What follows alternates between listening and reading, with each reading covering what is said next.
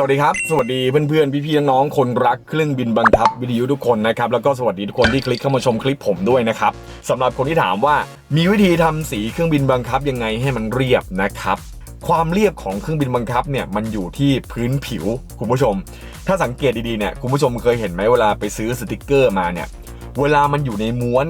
กับกระดาษของมันเนี่ยมันจะมีความเรียบมากมันเป็นเพราะอะไรนะครับมันเป็นเพราะว่ากระดาษของเขาเนี่ยมันเรียบถูกปะเพราะฉะนั้นเนี่ยการทำสีเครื่องบินบังคับให้มันเรียบนะคุณผู้ชมนะมันไม่ได้มีอะไรเลยนะครับ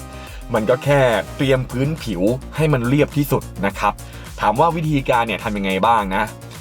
ถ้าเป็นเครื่องบินโฟมนะครับหรือว่าเป็นเครื่องบินไม้บันซ่าเนี่ยผมก็จะเริ่มเปิดงานนะครับเปิดงานเนื้อหยาบๆเนี่ยด้วยกระดาษทรายขัดไม้นะคุณผู้ชมนะเปิดด้วยกระดาษทรายขัดไม้เบอร์3แล้วก็เบอร์2เบอร์1ค่อยๆไล่มานะครับจนถึงเบอร์0นะครับขัดจนกว่ามันจะเรียบที่สุดคุณผู้ชมพอคุณผู้ชมขัดด้วยกระดาษทรายขัดไม้นะครับเบอร์3เบอร์2เบอร์1เบอร์0เสร็จแล้วนะคุณผู้ชมนะคุณผู้ชมก็ทำความสะอาดเครื่องบินให้เรียบร้อยเลยนะคุณผู้ชมเพราะว่าต่อไปเนี่ยเราจะต้องลงด้วยกระดาษทรายน้ำนะครับส่วนกระดาษทรายน้ำที่เราจะใช้นะครับก็จะมีตั้งแต่เบอร์400เบอร์800นะครับแล้วก็เบอร์1000แล้วก็จะปิดงานด้วยกระดาษทรายน้ำเบอร์1200นะครับคุณผู้ชมก็เริ่มไล่ไปเลยครับตั้งแต่เบอร์400เบอร์800เบอร์1000นะครับแล้วก็มาเก็บงานด้วยกระดาษทรายน้ำเบอร์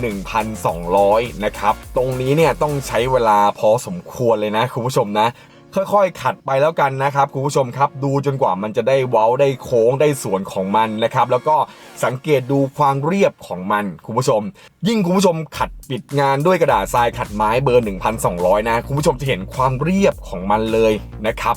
เรียบแบบเหมือนกับคล้ายๆกับว่าเราไปรูปกับกระดาษ A4 อ่ะคุณผู้ชมหลังจากที่ปิดงานด้วยกระดาษทรายขัดไม้เบอร์1200เสร็จแล้วนะคุณผู้ชมนะคุณผู้ชมก็เอาเครื่องบินของเราเนี่ยที่มันเปียกๆอยู่นะครับไปล้างน้ำให้หมดเลยคุณผู้ชมหลังจากนั้นทิ้งไว้ให้แห้งนะครับถ้ามันแห้งสนิทปุ๊บเนี่ยคุณก็เอามาทำสีด้วยสติกเกอร์หรือ OPP tape ได้เลยคุณผู้ชมส่วนวิธีการทำสีนะครับคุณผู้ชมก็เตรียมสติกเกอร์แปะในส่วนของที่คุณจะทำสีนะครับสมมุติว่าเราจะทำข้างลำตัวนะครับแล้วก็ตัดสติกเกอร์มาแค่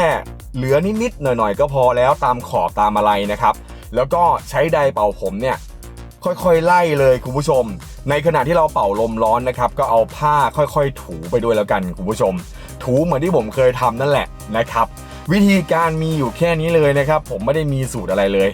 ก็พยายามเตรียมชิ้นงานแล้วก็ไล่เรียบให้มากที่สุดทำให้งานของเราเนี่ยเรียบที่สุดนะครับพอเราแปะสติกเกอร์เข้าไปเนี่ยมันก็จะเรียบเองคุณผู้ชมไม่มีสูตรอะไรเลยนะครับยังไงก็ขอไปทำงานก่อนแล้วกันนะคุณผู้ชมเนาะเพราะว่ามันเริ่มเลยเวลาแล้วนะครับไว้เจอกันใหม่คลิปหน้าครับวันนี้มีเท่านี้จริงๆนะครับถามมาจัดให้เลยนะครับไว้เจอกันใหม่เนาะสวัสดีครับ